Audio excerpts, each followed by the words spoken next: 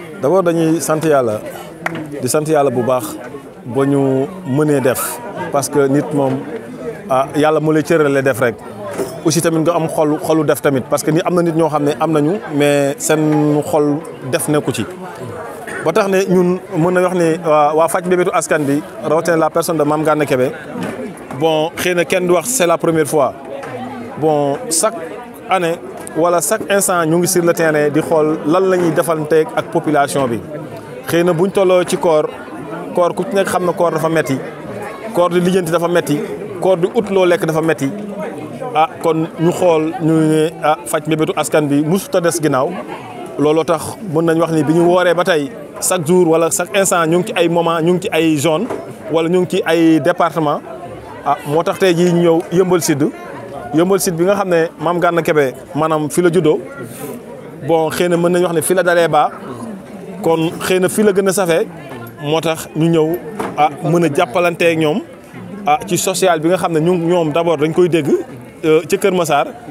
ñu bëgg ànd ak ñoom pour jëflanteeg ñoom li nga xam ne moom ngeen gis sànq ba léegi ñu koy jëflante ak ñoom. waaw xam nga jamono métti na certes xam nga fii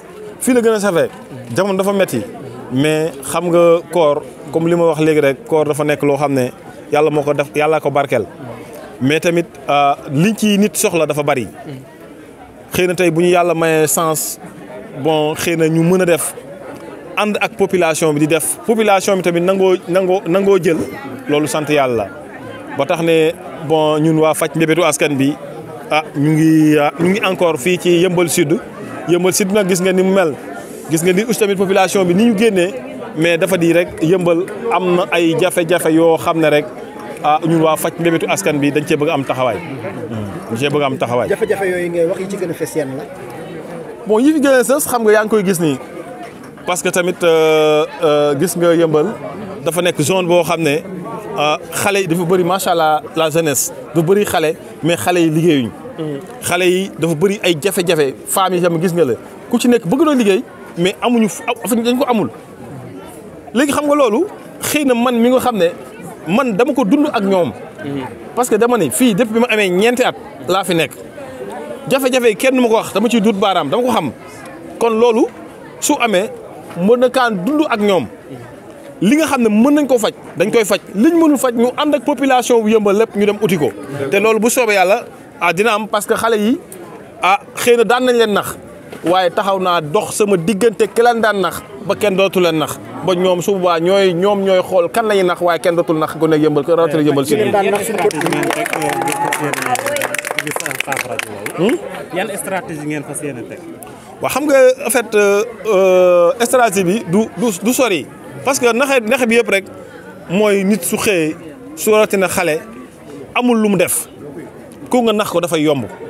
parce que nga gis sa yaay mu toog sa papa mu toog nga xam ne fii lekk war na fee am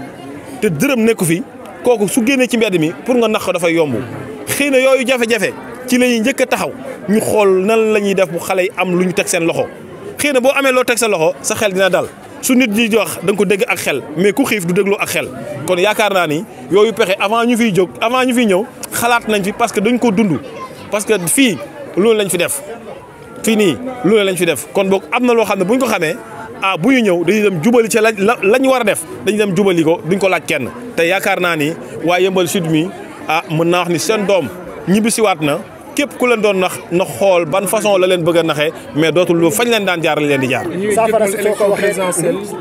xam nga loolu moom en fait yaakaar naa ni boo ma suivre fu ma dem rek maa ngi fàttali population bi pour ñu dem bindu ji rawatina xale yi parce que xale yi ñoo yor kàddu yi xale yi ñooy dem voté ji.